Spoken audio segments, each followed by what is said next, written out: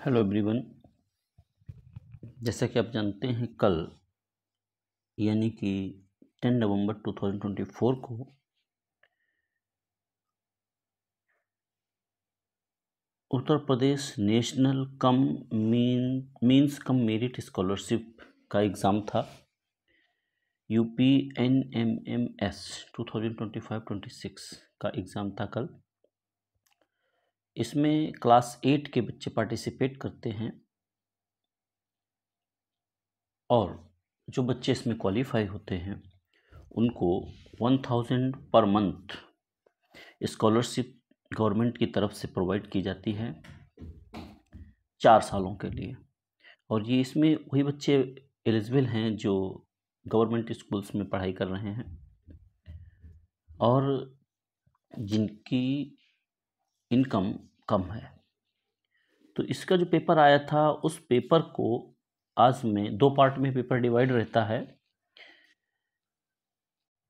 इसको हिंदी में हम कहते हैं राष्ट्रीय आय एवं योग्यता आधारित परीक्षा योजना 2025-26।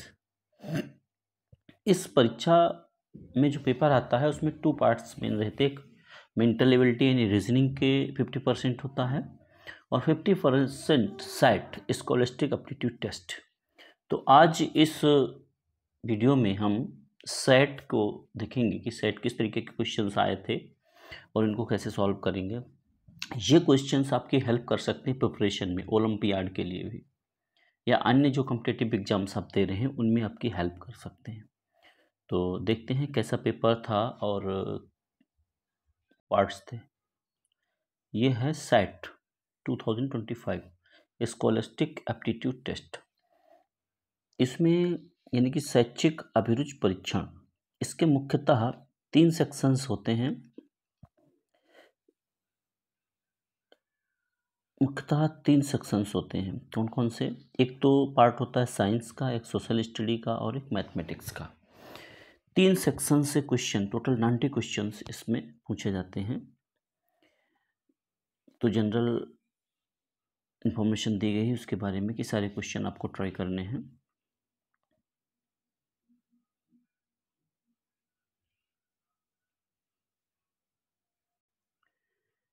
फर्स्ट क्वेश्चन जो है, यहाँ देखिए 90 से स्टार्ट हो रहे हैं क्वेश्चन, क्योंकि शुरुआत 1 to 90 जो है वो आपके रीजनिंग आता है, मेंटल एबिलिटी। सबसे पहला जो फर्स्ट सेक्शन है वो क्या है? वो है science. Ability to do work is known as, मतलब कार्य करने की जो क्षमता है वो क्या कहलाती है? उसी को हम कहते हैं एनर्जी। कार्य करने की क्षमता एनर्जी कहलाती है। विच one is moving object in the following, इनमें से मूविंग ऑब्जेक्ट कौन सा है? टेबल, फ्लाइंग बर्ड, टीवी, अलमीरा। तो जो मूव करता है वो क्या है? Flying bird. Question 93, a person travels half on the circle moving along the circular path of radius r, then what is the displacement of the person? ये कह रहा है कि कोई पर्सन है, वो सर्किल में इस तरीके से हाफ डिस्टेंस ट्रेवल कर रहा है, हाफ सर्किल में, और उस सर्किल की रेडियस कितनी है? r, यानी कि वो इस a पॉइंट से चला और b पॉइंट पे पहुंच गया। तो उसका जो डिस्प्लेसमेंट है वो कितना होगा? तो देखिए, डिस्प्लेसमेंट होता है इनिशियल पोजीशन से फाइनल पोजीशंस के बीच की मिनिमम दूरी, और यहाँ पे आप देख रहे हैं ये इसकी डायमीटर के बराबर है, यानी r + r 2r। तो यहाँ पे जो करेक्ट आंसर होगा वो कितना होगा? वो 2r होगा। What is the unit of gravitational potential energy? Gravitational potential energy, देखिए एनर्जी कोई भी हो, एनर्जी का जो यूनिट रहता है वो जूल ही रहता है। तो एनर्जी का जो यूनिट होगा वो जूल होगा, यानी कि इसका भी आंसर क्या होगा? Joule. For moving object, what is the relation between distance and displacement? कोई भी ऑब्जेक्ट जो मूव कर रहा है तो उसमें डिस्टेंस और डिस्प्लेसमेंट के बीच में रिलेशन क्या होना चाहिए? देखिए, डिस्टेंस जो है या तो वो डिस्प्लेसमेंट के इक्वल हो सकती है या वो ज़्यादा हो सकती है, कभी भी वो कम नहीं हो सकती। तो distance is greater than displacement, ठीक है, इक्वल टू नहीं, लेस देन ये भी नहीं। तो इसका ऑप्शन जो है फोर्थ वाला सही होगा, क्योंकि यहाँ कह रहा है ग्रेटर और इक्वल टू, डिस्टेंस या तो डिस्प्लेसमेंट से ज़्यादा होगी या फिर उसके वो बराबर हो सकती है।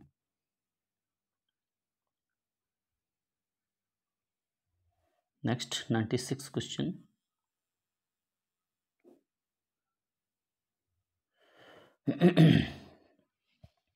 What is the time taken by the vibrating body in vibration. कोई भी बॉडी वाइब्रेट कर रही है तो उसका जो एक वाइब्रेशन कंप्लीट होने में कितना जो टाइम लगता है उसको क्या कहेंगे।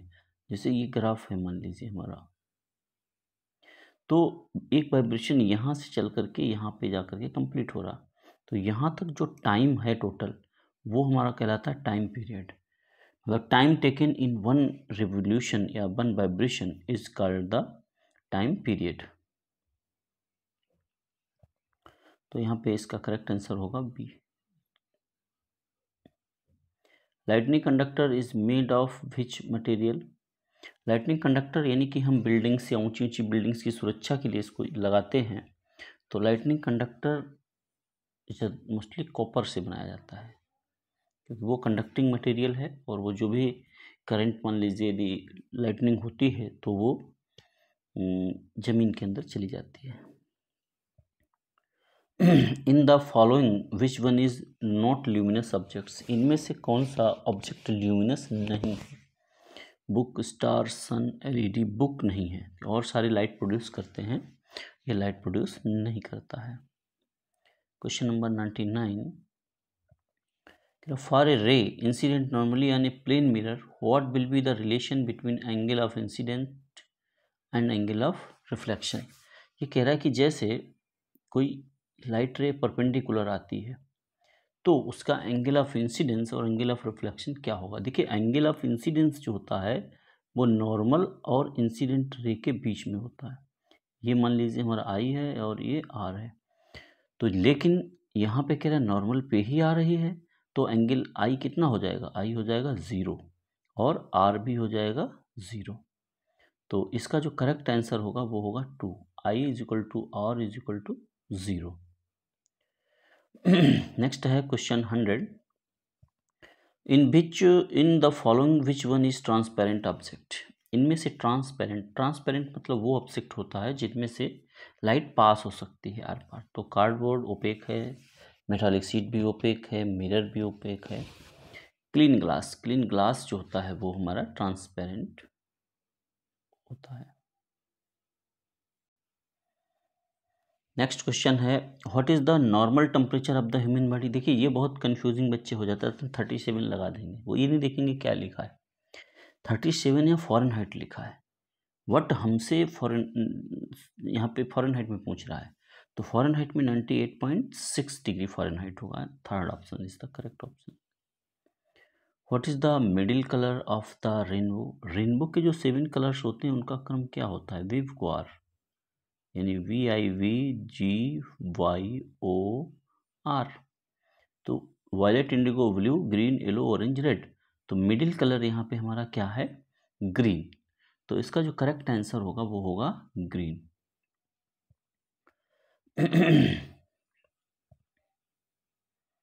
Question 103। In case of short sightedness और myopia where the image of distant object is formed. देखिए जो मायोपिया है उसमें क्या होता है कि हम कॉनकेव लेंस यूज़ करते हैं। मायोपिया में हम उसको करेक्ट करने के लिए किसका यूज़ करते हैं, कॉनकेव लेंस का। कॉनकेव लेंस क्या करता है, वो रेज को डाइवर्स कर देता है, यानी रेज को थोड़ा सा डाइवर्स कर देगा। अब हमारा जो यहाँ पे आई है, ये मान लीजिए लेंस है, तो जैसे वो रेज यहाँ पे थोड़ा डाइवर्जिंग पड़ती हैं तो वो रेटिना पे जाके मिल जाती है। यानी पहले कहाँ पे मिल रही थी, रेटिना से पहले। जब वो डिफेक्ट है तब वो रेटिना से पहले मिल रही थी, लेकिन जैसे हम यहाँ कॉनकेव लेंस यूज़ करते हैं तो वो कहाँ पे बनने लगता है, हमारा रेटिना पे। तो इस डिफेक्ट में कहाँ पर आपका इमेज बनता है, वो बनता है इन फ्रंट ऑफ रेटिना। और जो दूसरा है लॉन्ग साइटेडनेस, वो जो है उसमें रेटिना के पीछे बनता है। 104। in the following which one is renewable source of energy? Renewable source of energy क्या है यहाँ पे? Would, diesel, petrol. देखिए सोलर एनर्जी जो है वो रिन्यूएबल, वो कभी कम ही नहीं हो रही है, ऐसा माना जा सकता है कि वो कम नहीं हो रही है, वो रिन्यू होती रहती है। तो इसमें यह आ जाएगा solar energy. Which device is use to transform chemical energy into electrical energy? Chemical energy को इलेक्ट्रिकल एनर्जी में कौन बदलता है? तो इलेक्ट्रिक मोटर नहीं, ये मैकेनिकल, ये इलेक्ट्रिक को मैकेनिकल में चेंज करता है। इलेक्ट्रिक सेल, सोलर सेल, ये लाइट को उसमें, माइक्रोफोन साउंड को इलेक्ट्रिक में। सेल जो है, जैसे सेल घड़ी में हम इस्तेमाल करते हैं तो उसमें अंदर देखेंगे केमिकल रहता है, वो केमिकल रिएक्शन के द्वारा हमको करंट प्रोवाइड करता है। तो इलेक्ट्रिक सेल जो है ये है chemical energy to electrical energy. Next,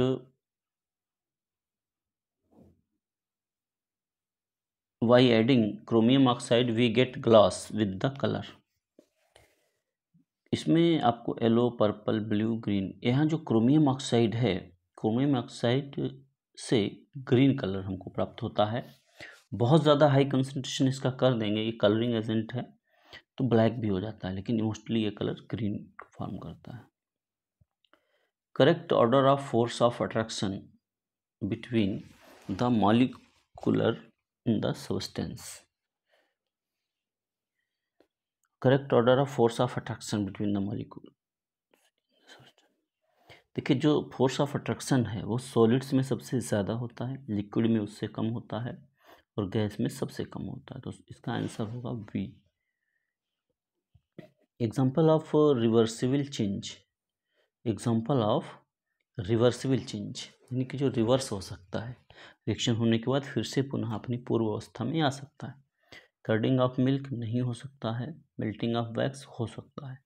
तो कोई चीज़ मेल्ट हो रही है फिर से वो सॉलिड फॉर्म में आ सकती है, तो इसका यही ऑप्शन करेक्ट होगा। Whose ore is galena? Galena किसका ओर है? अयस्क ओर मतलब जिससे हम मेटल्स को एक्सट्रैक्ट करते हैं, तो गैलेना जो है वो लेड का अयस्क होता है।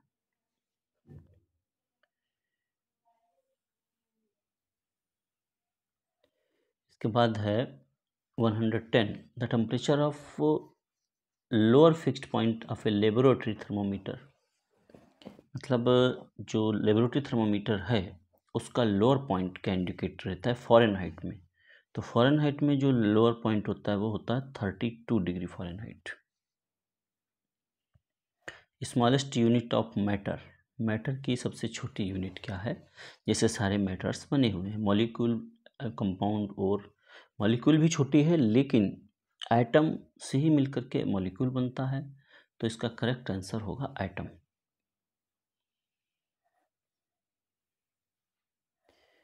नेक्स्ट है the suitable temperature for the cultivation of cotton is. Cotton के कल्टीवेशन के लिए कौन सा टेम्परेचर सुपर बेस्ट होता है? 21 to 27, 30 to 35, 40 to 45, 30 to 18। इसमें जो करेक्ट आंसर होगा 21 to 27 degree Celsius. Next question 113, the process of cleaning of oily, greasy, dust, dirt from the ship hair. मतलब भेड़ के जो हेयर्स होते हैं उनको हम निकालते हैं, फिर उसको क्लीन किया जाता है, उसमें से ऑयल, ग्रीस, डर्ट को अलग किया जाता है। इस प्रोसेस को हम क्या कहते हैं? इस प्रोसेस को क्या कहते हैं? Resources, reeling, scoring, cutting. इसको कहते हैं स्कोरिंग।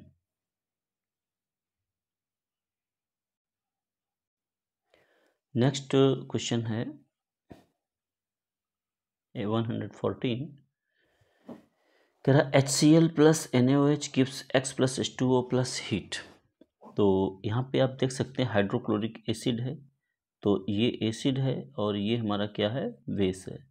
एसिड बेस जब भी रिएक्शन करते हैं तो क्या बनता है? Salt and water. तो यहाँ पे हमारा क्या बनेगा? साल्ट बनेगा, वाटर और हीट प्रोड्यूस होगी। तो सॉल्ट जो बनेगा वो कौन सा होगा? बनेगा H2O, वाटर निकल गया तो Na और Cl, NaCl यहाँ पे बनेगा, साधारण नमक जिसका हम इस्तेमाल करते हैं। 115, made from the mixture of potassium carbonate, calcium carbonate and silica, इन 3 चीज़ों के मिक्सचर से किस चीज़ का निर्माण होता है? बहुत अच्छा सवाल है। ग्लास तो बनता है इससे, लेकिन कौन सा ग्लास बनता है? तो soft glass, hard glass, flint glass, optical glass. तो इससे आपको याद रखना है, इसमें हार्ड ग्लास बनता है इन तीनों को मिलाने से।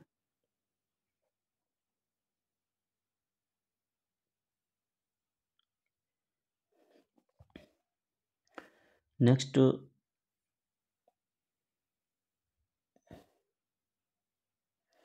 है वाटर सॉल्युबल विटामिन। देखिए, वाटर में जो विटामिन सॉल्युबल होते हैं वो 2 ही होते हैं, वी और सी।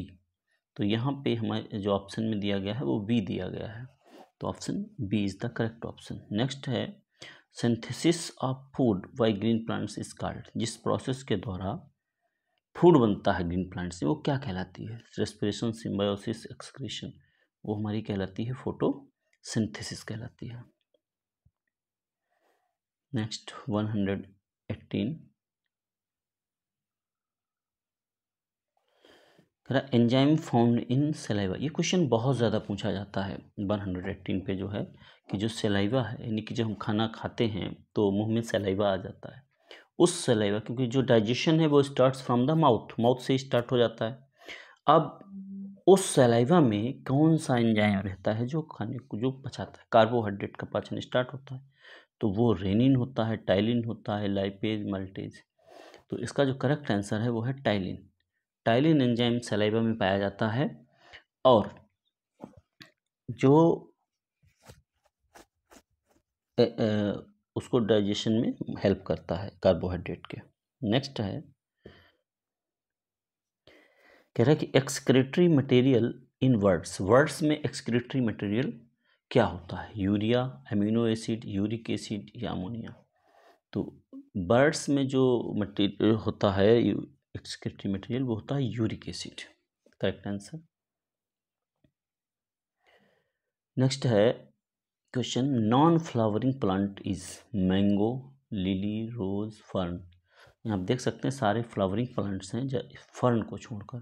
फर्न जो है वो नॉन फ्लावरिंग प्लांट है। नेक्स्ट क्वेश्चन है, total number of bones in human being is. Total bones 206 होती हैं। डायरेक्ट क्वेश्चन है ये। Next unisexual flower is. Unisexual का मतलब ये होता है कि जिसमें मेल फ्लावर अलग होता है और फीमेल, यानी मेल पार्ट फ्लावर में अलग फ्लावर में और फीमेल पार्ट जो है अलग फ्लावर में होता है। तो ऐसे जो फ्लावर्स कहलाते हैं यूनिसेक्सुअल कहलाते हैं। बाइसेक्सुअल मतलब जिनमें एक ही फ्लावर में मेल पार्ट और फीमेल पार्ट रहते हैं। तो इसमें जो करेक्ट आंसर है वो है पपाया। पपाया में दोनों अलग अलग रहते हैं। An example of multi cellular animal, paramecium, euglena, amoeba, ये सारे यूनिसेलुलर हैं। फिश जो है वो मल्टी सेलुलर ऑर्गेनिज्म है। In plants after fertilization ovary develops. जब फर्टिलाइजेशन हो जाता है तो जो ओवेरी है वो किस में कन्वर्ट हो जाती है?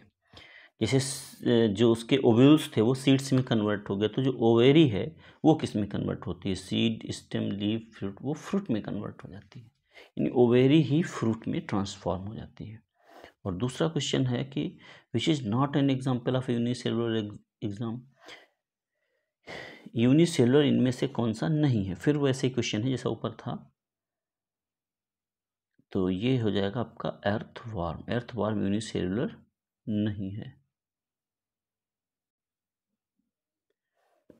नेक्स्ट 126 क्वेश्चन, गायत्री मंत्र इज मेंशन्ड इन विच वेदा। अच्छा क्वेश्चन है, गायत्री मंत्र किस वेद में है? ऋग्वेद, यजुर्वेद, सामवेद, अथर्ववेद। तो इसका करेक्ट आंसर है ऋग्वेद। सबसे पुराना जो हमारा वेद है उसी में इसका जिक्र है। Which ruler built the Kailash temple of Ellora. ये राष्ट्रकूट जो थे उन्होंने इसका निर्माण करवाया था एलोरा में, और जो किंग थे वो थे कृष्ण फर्स्ट। कृष्ण फर्स्ट ने इसको बनवाया था। नेक्स्ट है 128th question, who defeated Maratha confederacy in the third battle of Panipat. इसमें जो इनका युद्ध हुआ था वो अहमद शाह अब्दाली के साथ हुआ था, इन्होंने इसको हराया था। और नेक्स्ट है 129th question, who had the highest position in Shivaji Ashtapradhan mantri council. जो शिवाजी के अष्टप्रधान यानी 8 उनके मंत्रियों की काउंसिल थी, उनमें सबसे बड़ा कौन था, सबसे बड़ा पद क्या था? सबसे बड़ा पद था उसमें पेशवा, इसमें नाम आपने सुना होगा पेशवा बाजीराव, मस्तानी पिक्चर भी आई थी। तो सबसे बड़ा जो पद होता था वो प्राइम मिनिस्टर जिसको कह सकते हो या पेशवा।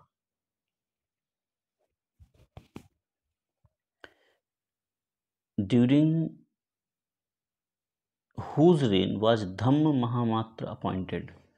धम्म महामात्र जो था अपॉइंट हुआ वो अशोका के टाइम पे, क्योंकि अशोका जो है बुद्ध के लिए इन्होंने बहुत काम किया बुद्धिज्म के लिए, तो इन्होंने ही अपने में जो धम्म से रिलेटेड, धम्म का ही वंश धर्म के लिए यूज़ किया जाता था, तो उसी के लिए इन्होंने इनको अपॉइंट किया था। Where is tomb of Sher Shah Suri located. Sher Shah Suri का जो टॉम्ब है वो सासाराम बिहार में है।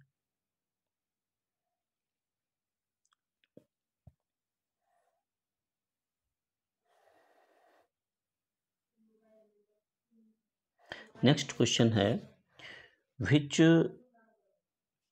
बार was fought between Mohammad Ghori and Jaichand. Mohammad Ghori और जयचंद के बीच में कौन सा युद्ध लड़ा गया? वो लड़ा गया चंदावर का। From which site of Indus valley civilization does evidence of port appear. Port मतलब कहाँ से हमको मिला? वहाँ है चहुंदड़ो, कालीबंगन, लोथल, तो इसका सही आंसर है लोथल। इंडस वैली सिविलाइजेशन में लोथल जो था वो पोर्ट था। Columbus was a resident of which country. देखिए कोलंबस वैसे तो ये इटली का था, लेकिन यहाँ पे वो ऑप्शन नहीं है, तो इसने ज़्यादातर जो यात्राएं की वो स्पेन की तरफ से की हैं, तो इसको स्पेन होना चाहिए यहाँ पे इस ऑप्शन में। Next 135 question, who founded Ramakrishna mission. Ramakrishna mission को उनके शिष्य स्वामी विवेकानंद ने ही फाउंड किया था। Who started the Satyagraha movement in India. Satyagraha movement Mahatma Gandhi ने स्टार्ट किया। क्वेश्चन नंबर 137, तहकीक हिंद वाज रिटन बाय। तहकीक हिंद जो विदेशी यात्री आए थे अलवर्नी, इसने इसको लिखा है भारत के बारे में। और अगला क्वेश्चन है, विच one of the following was the last dynasty of the Delhi सल्तनत। दिल्ली सल्तनत की जो लास्ट डायनेस्टी थी वो लोधी डायनेस्टी थी, क्योंकि इसी को हरा करके बाबर ने यहाँ पे मुगल वंश की स्थापना की थी।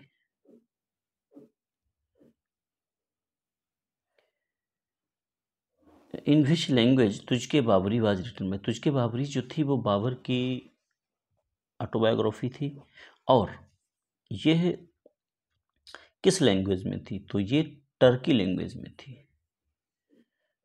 नेक्स्ट है, where did Harshavardhan organise the gift ceremony in every 5th year. वैसे तो ये किंग कन्नौज के थे, लेकिन ये जो दान देते थे वो कहाँ देते थे? वो प्रयागराज संगम पे ये अपना दान दिया करते थे, इसलिए वहाँ जा करके देते थे। नेक्स्ट है, in which rocks fossils are not found. Fossil sedimentary rocks में पाए जाते हैं, मेटामॉर्फिक इन दोनों के मिक्स से बनती हैं, तो इसमें भी हो सकते हैं। इग्नियस रॉक्स जो होती हैं इसमें नहीं पाए जाते हैं, क्योंकि लावा से उसमें निर्माण होता है, तो उसमें फॉसिल्स नहीं हो सकते। नेक्स्ट है, विच one of these is a rabi crop. इनमें से रबी क्रॉप कौन सी है? वाटरमेलन, सोरघम, ग्राम, कॉर्न। तो वो रबी क्रॉप्स मोस्टली विंटर में, जैसे इस समय जो मौसम अब है वो विंटर का है, तो विंटर में वो प्रोड्यूस होती है, तो इसमें आपका आ जाता है ग्राम। Which one of the following is a source of non conventional energy. Conventional non conventional का मतलब होता है कि परंपरागत, यानी जो हम काफ़ी टाइम से यूज़ कर रहे हैं, और नॉन कन्वेंशनल मतलब है तो वो सोर्स हमारे पास, लेकिन हम उसका इस्तेमाल नहीं कर पा रहे, या हमको उसकी तकनीक नहीं मालूम कैसे यूज़ करना है। तो नॉन कन्वेंशनल ये तो सारे हम यूज़ ही कर रहे हैं। नॉन कन्वेंशनल में आता है जियोथर्मल एनर्जी, इसका अभी तक हम बहुत बड़े पैमाने पर इस्तेमाल नहीं कर पा रहे हैं। The district famous of carpet industry. देखिए कारपेट भदोही, मिर्ज़ापुर भदोही, ये जो डिस्ट्रिक्ट्स हैं वो कारपेट इंडस्ट्री के लिए बहुत ही जाने जाती हैं उत्तर प्रदेश में। 145th, on the earth originally there was only one huge land mass which is known as Pangaea. शुरुआत में जो था सारे कॉन्टिनेंट्स आपस में जुड़े हुए थे, तो उस लैंड मास को जो नाम दिया गया था वो दिया गया था पैंजिया।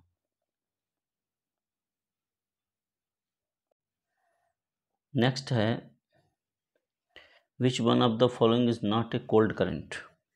इनमें से कोल्ड करंट कौन सी नहीं है? तो हालांकि थोड़ा सा ऐसा सवाल है, वेनेजुएला, लेब्राडोर, पेरू, इसमें ब्राज़ील करंट जो है मेरे हिसाब से वो कोल्ड करंट नहीं है। In which state Narora nuclear plant is situated. Narora nuclear power plant Uttar Pradesh में है।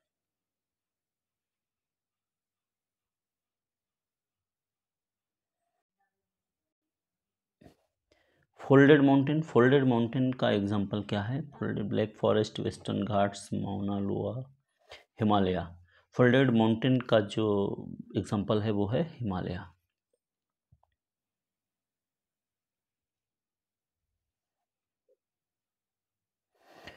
Monsoon originates by which of the following winds in India. देखिए जो विंड्स हमारे इंडियन ओशियन और अरेबियन सी से आती हैं वो ही यहाँ पे मानसून के लिए जिम्मेदार हैं। तो साउथ और वेस्ट, साउथ वेस्ट से जो आती हैं विंड्स वो ही जिम्मेदार हैं इंडिया में मानसून के लिए। What is the confluence place of Ganga and Yamuna. Ganga Yamuna कहाँ पे जाकर के आपस में मिलती हैं? प्रयागराज में मिलती हैं। Right to information act, right to information act was passed in which year. ये 2005 में, यानी आरटीआई एक्ट जिसको बोलते हैं, ये हमारा 2005 में पास हुआ था। नेक्स्ट क्वेश्चन है विच of the following is not an integral part of parliament. इनमें से पार्लियामेंट का इंटीग्रल पार्ट कौन सा नहीं है? प्रेसिडेंट है, वाइस प्रेसिडेंट, राज्यसभा, लोकसभा, और ये तीनों हैं, लेकिन ये वाइस प्रेसिडेंट इंटीग्रल पार्ट नहीं है। नेक्स्ट क्वेश्चन कह रहे हैं कि fundamental rights are in number. Fundamental rights कितने हैं? फंडामेंटल राइट्स पहले 7 थे, लेकिन इस समय हमारे कितने हैं? 6। जो प्रॉपर्टी था वो हटा दिया गया। Next question, Rajya Sabha can be resolve by. देखिए राज्यसभा, लोकसभा तो 5 साल के लिए होती है, लेकिन राज्यसभा का परमानेंट जो है हाउस है वो कभी भी डिसॉल्व नहीं होता है किसी के भी द्वारा। तो ये कभी भी नन ऑफ द एबव, किसी के द्वारा डिसॉल्व नहीं होता है। Under the Indian constitution who amongst the following is considered as to be the guardian of the fundamental rights. Fundamental rights यानी कि हमारे अधिकार जो हैं उनकी सुरक्षा कौन करता है, उनकी गार्जियनशिप कौन करता है? तो वो हमारे हाई कोर्ट और सुप्रीम कोर्ट्स करते हैं कि किसी गवर्नमेंट के द्वारा कोई ऐसी पॉलिसी न बनाई जाए जो यहाँ के नागरिकों को फंडामेंटल राइट्स को वायलेट करे। तो उसकी सुरक्षा कौन करता है? उसकी सुरक्षा करती है जुडिशियरी करती है। तो इसका जो है 4th ऑप्शन सही होगा।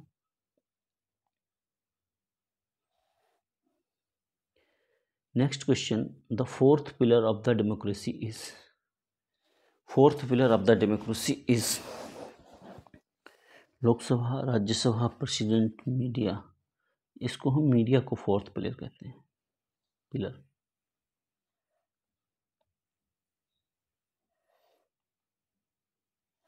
Next question, who was the first chief minister of Uttar Pradesh. First chief minister Uttar Pradesh का कौन था? गोविंद बल्लभ पंत, वीर बहादुर सिंह, कमलापति त्रिपाठी, मायावती। तो इसमें जो होगा ये Govind Ballabh Pant first chief minister थे।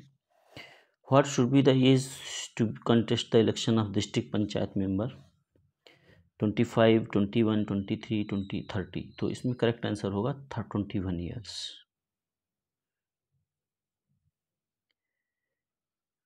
How many Lok Sabha seats are there in Uttar Pradesh. Uttar Pradesh में लोकसभा की सीट्स कितनी हैं? 80 सीट्स हैं।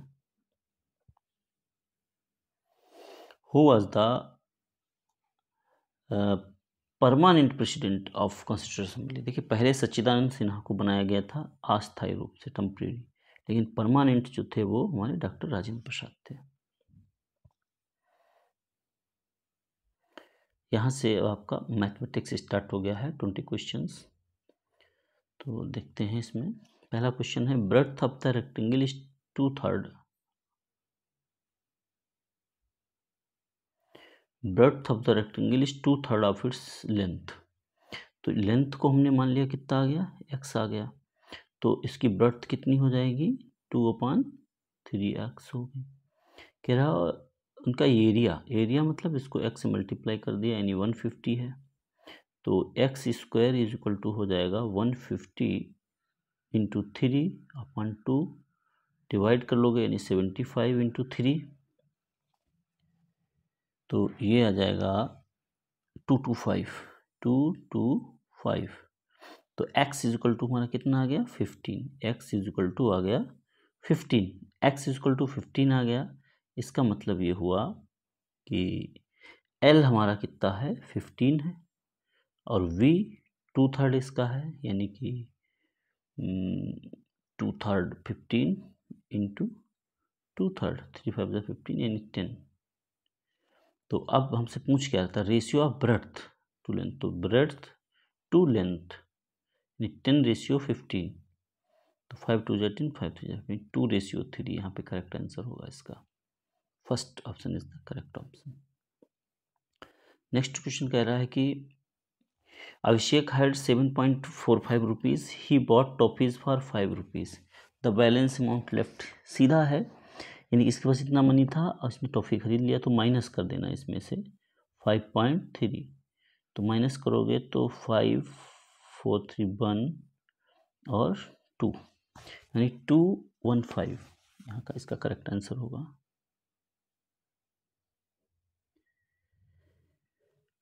नेक्स्ट क्वेश्चन नंबर 163 कह रहा value of this is equal to 5 and x equal to 0।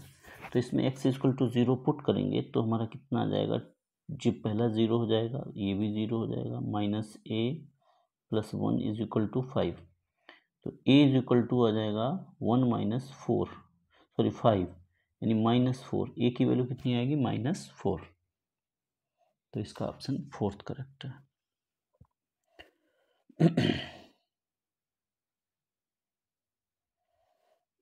Next question है, if two quantities x and y are inversely proportional to each other. Inversely proportional का मतलब x is proportional to 1/y, तो यहाँ से क्या आ जाएगा, xy is equal to xy constant, तो इसका मतलब xy कांस्टेंट है, यानी इसका ऑप्शन 4 करेक्ट होगा।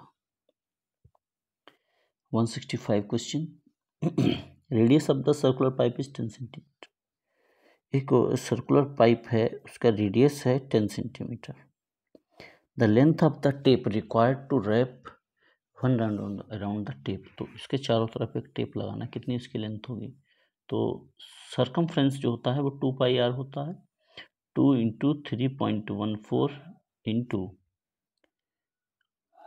r कितना हो जाएगा 10, तो 10 2 जा 20, 20 से इसको मल्टीप्लाई कर देंगे, 2 4 जा 8, 2 1 जा 2, 2 3 जा 6, और डेसिमल लग जाएगा एक 2 डिजिट के बाद 62.8, यानी ऑप्शन इसका भी फोर्थ ही करेक्ट है। नेक्स्ट है क्वेश्चन, कह रहा sum of money 10,000 is borrowed at a rate of 15% per annum, the simple interest on this in 3 years। देखिए एसआई का जो फार्मूला होता है हमारा क्या होता है, पी अपॉन 100, तो पी यहाँ पे कितना है 10,000 हो गया, आर कितना हो गया 15 हो गया, टी हो गया 3 अपॉन 100, तो 100 2 0 0 कट जाएंगे, और 15 3 से 45 100, तो इसका करेक्ट आंसर क्या होगा 4500, यानी ये हो जाएगा। तो नेक्स्ट क्वेश्चन है 167th, कह रहा है इसका क्यूब रूट लेना, तो क्यूब रूट इसका सिंपल तरीका है कि 7 इनका चेक कर लीजिए, 9 9 जा 81, और 9 बन जा 9, यानी लास्ट में 9 आ रहा है कि नहीं, इसमें 1 ही आएगा। 7 7 जा 49 और 7 9 जा 63, इस नहीं आ सकता। तो इसका जो करेक्ट आंसर होगा वो होगा 19।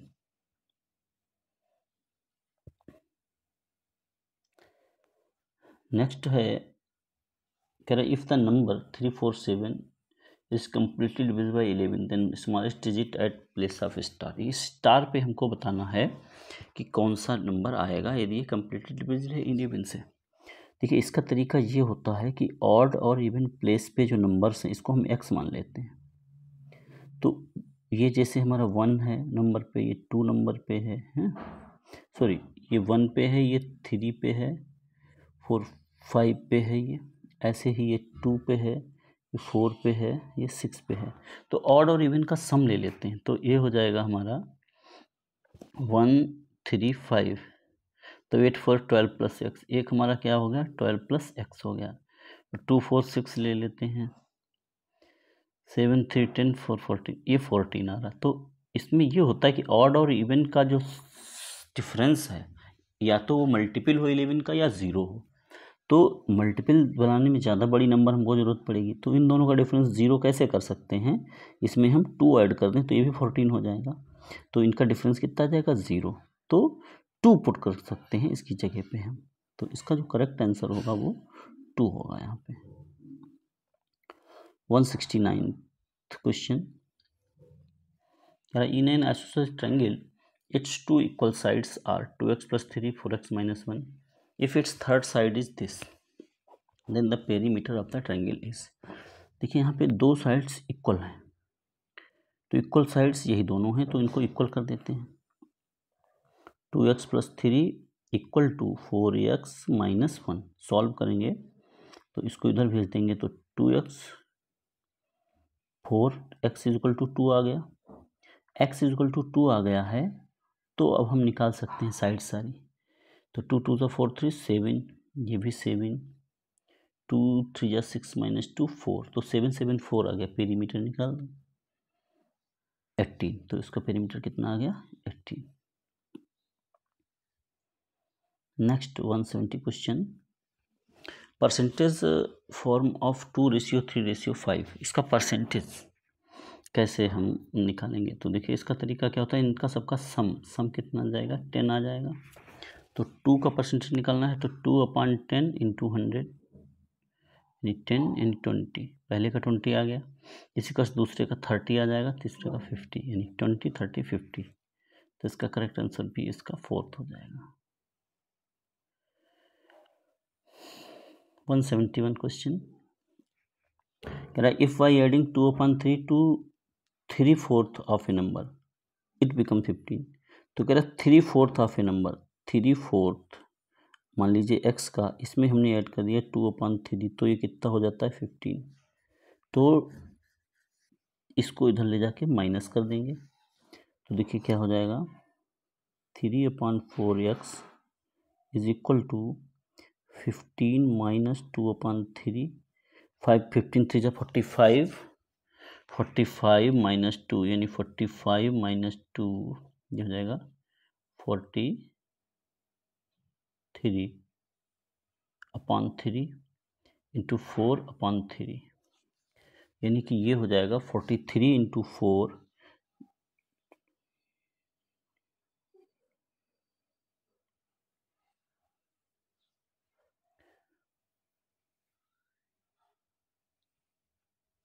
172/9। तो इसको डिवाइड कर लेते हैं, 9 बन जा 9 यानी 172/9, 172/9। तो इसको डिवाइड कर लेते हैं, 9 बन जा 9, 9 जा 81, 19 राइट 1/9। तो इसका करेक्ट आंसर हो जाएगा फर्स्ट 172। इसको पीछे से सॉल्व करते हैं, यहाँ से देखिए 1 को 1 से डिवाइड करोगे तो इनका 1 आ जाएगा, फिर 1 को 1 से डिवाइड करोगे तो फिर 1 आ जाएगा, 1 + 1 करोगे तो 2 आ जाएगा, यानी ये 1/2 आ गया। तो यहाँ पे आ जाएगा 1 + 1/2, 1 + 1 + 1/2 ये हो जाएगा 3/2, यहाँ तक हो गया 3/2। अब 1 डिवाइडेड बाई 3/2 रिवर्स हो जाएगा, यानी 2/3। तो इसका जो करेक्ट आंसर होगा वो होगा 2/3। 173 क्वेश्चन कह रहा HCF of 2 numbers is 4, their LCM is 496, one number is 124, other number. देखिए इसमें क्या होता है, product of HCF and LCM is equal to product of numbers. तो सेकंड नंबर हमको निकालनी है, तो HCF और LCM का मल्टीप्लाई कर देंगे, अपॉन में उसका हम 1 नंबर कर देंगे। तो इससे काटते हैं तो ये देखो 4 आ रहा सीधा सीधा, और 4 4 जा 16, तो सेकंड नंबर हमारी क्या हो जाएगी 16। 174th क्वेश्चन कह रहा the number of sides of regular polygon whose exterior angle is 45 degree. इसका सीधा सा फार्मूला होता है कि 360 अपॉन एंगल कर देते हैं, तो इसको हम करेंगे तो ये आ जाएगा 8, तो 360 अपॉन 45 यानी 8 आ रहा है। इसका आंसर होगा वो 8 साइड्स होंगी उसमें। नेक्स्ट है 175 क्वेश्चंस। इसमें क्वाड्रिलेटरल ABCD दिया गया है, इसमें बताना है supplementary angle of complementary angle of the angle ADC। इनको सबको हम निकालते हैं तो हमारा इनको सबको ऐड करने पे आ जाता है 7 to 9, 7 to 9, 6 1 7 और 1 1 2, 279। तो कह रहा है कि the supplementary angle of complementary angle of the angle ADC। अब इसको माइनस कर लेते हैं 364 में से, 360 में से, 360 से इसको माइनस करेंगे तो आ जाएगा 1 10 - 9 1,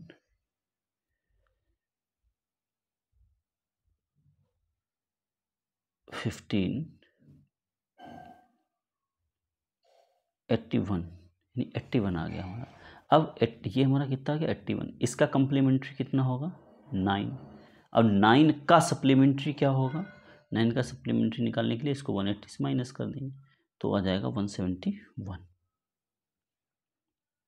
ये क्वेश्चन बहुत अच्छा है, इसको देख लीजिए। इसमें कह रहा है कि in the following figure ABC are a circle, ABC circle पे हैं, पॉइंट 2 इज द सेंटर, कह रहा है A 100 है, ये वाला 100 है। तो कह रहा बताओ AOC कितना होगा। इसको निकालने के लिए हम क्या करते हैं, साइक्लिक क्वाड्रिलेटरल ऐसे करके बना लेते हैं। देखिए ये वाला जो एंगल होता है इसका डबल होता है। अब इसको मान लीजिए ABC, इसको हम D ऊपर मान लें। अब हम क्या करते हैं कि और ये साइक्लिक क्वाड्रिलेटरल के जो अपोजिट एंगल्स हैं, मतलब D और V, ये सप्लीमेंट्री होते हैं। तो ये सप्लीमेंट्री होते हैं, यानी कि B + D is equal to 180, और हमको V पता है तो V इधर माइनस कर देंगे तो D बराबर हमारा 80 आ गया। अब इसका ये डबल होता है तो 80 का ये डबल हो जाएगा तो कितना हो जाएगा 160 होगा ये। Which of the following is not equal to 0, इनमें से 0 कौन नहीं है, तो ये भी 0 है, ये भी, ये इसमें 0 नहीं है। मल्टीप्लिकेटिव इनवर्स ऑफ 3 राइट 1/3, तो इसको पहले हम प्रॉपर में चेंज कर लेते हैं। 3 3 = 9, 1 10, 10/3 हो गया। इसका मल्टीप्लिकेटिव इनवर्स 3/10 होगा। 3/10 को हम क्या लिख सकते हैं 0.3। Second option is the correct option. Next median, देखिए मीडियन पहले तुम डाटा देख लेते कितने हैं, 1 2 3 4 5 6 7 8 9 है। अब इनको असेंडिंग ऑर्डर में लिखना है। असेंडिंग में लिखोगे 12 कितनी बार है 2 बार है, फिर 13 भी 2 बार है, और 9 में जो फिफ्थ डाटा होगा वही इसका 14। तो फिफ्थ डाटा हमारा क्या आ रहा है 1 2 3 4 फिफ्थ 14 आ रहा है, तो इसका 14 ऑप्शन करेक्ट होगा। 180th and last question, mod. देखिए पहले तो अंदर को सॉल्व करोगे तो मॉड में 7/9 आ जाएगा, और प्लस का मॉड हटाते हैं तो वो प्लस ही रहता है, 7/9 ही रहता है, यानी इसका ऑप्शन 1 होगा करेक्ट आंसर। तो इस तरीके से ये पेपर मैंने आपके लिए सॉल्व किया, टोटल क्वेश्चंस। हालांकि काफ़ी लेंदी था, बड़ा था, लेकिन मैंने कोशिश किया आपको सही तरीके से जवाब देने की। यदि आपको ये वीडियो पसंद आ रहा है तो हमारे चैनल को सब्सक्राइब और लाइक करें, ताकि इससे हमको सपोर्ट मिले। और इसी तरीके से मैं आपके लिए वीडियो लाता रहूँगा ताकि आपकी एग्ज़ाम प्रिपरेशन में हेल्प हो सके। मैं आशा करता हूँ कि आप अच्छे से तैयारी कर रहे होंगे और हमसे जुड़े रहें। Thank you.